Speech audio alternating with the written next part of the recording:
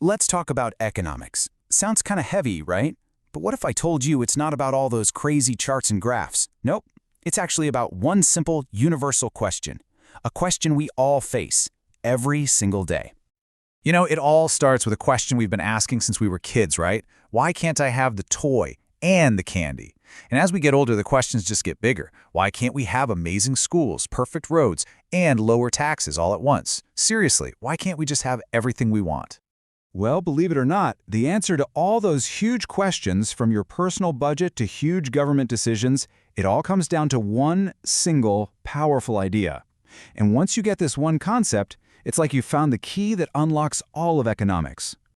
And here it is, scarcity. That's the big one. I mean, think about it. It's the fundamental problem we all face. We want so much. Our wants are basically endless. But the stuff we have to get those things, our time, our money, actual physical stuff, is limited. It's this basic mismatch, this tension between unlimited wants and limited resources that is the ground zero for absolutely everything in economics. And because of scarcity, what do we have to do? We're forced to make choices, all day, every day. Should I grab that expensive coffee, or should I save a few bucks? Do I hit the books tonight, or go hang out with friends? Every single one of those decisions, big or small, is an economic decision. Why? Because you're managing your scarce resources, your money, your time. So that leads us right to what economics actually is. And here's the big secret. It's not really the study of money. It's the study of choice. It's the science of how we, you, me, businesses, whole countries figure out how to deal with this fundamental problem of not having enough to go around. Okay, so if economics is all about choice, then what are the kinds of things we're actually choosing between? Let's, break it down a bit.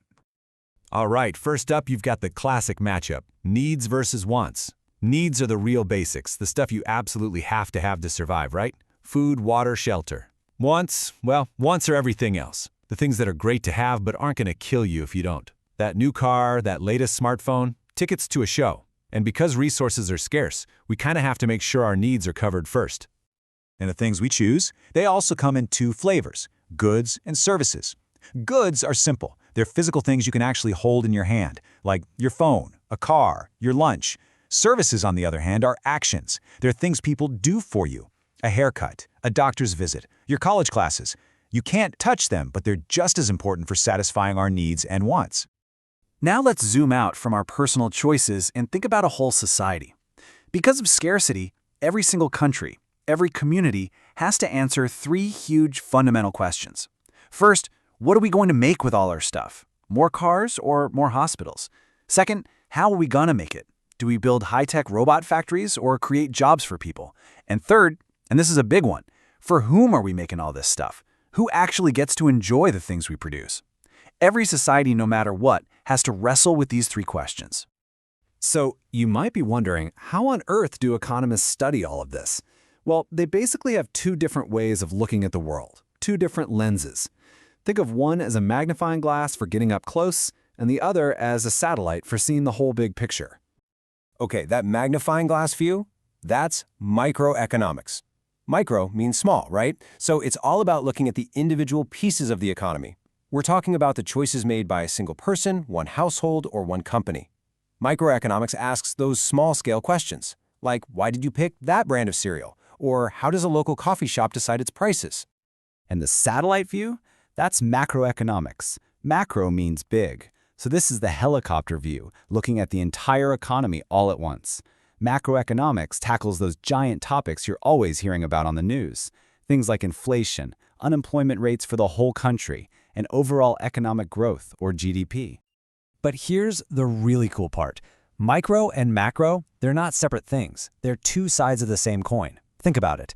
Every single tiny micro decision, every time you decide to buy something, every time a company hires one person, all of those little choices add up. They aggregate, they pile on top of each other, and they create the huge macro trends.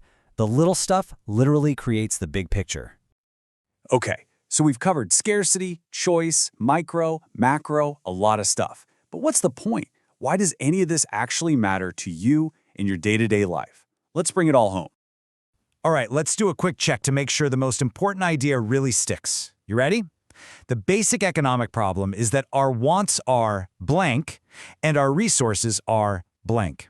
Go ahead, fill in those blanks. Did you get it? The answer is our wants are unlimited and our resources are limited. That's it. That's the core idea.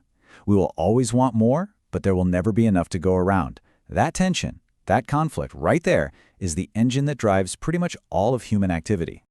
And once that clicks, I'm telling you, you'll start to see the world in a whole new way.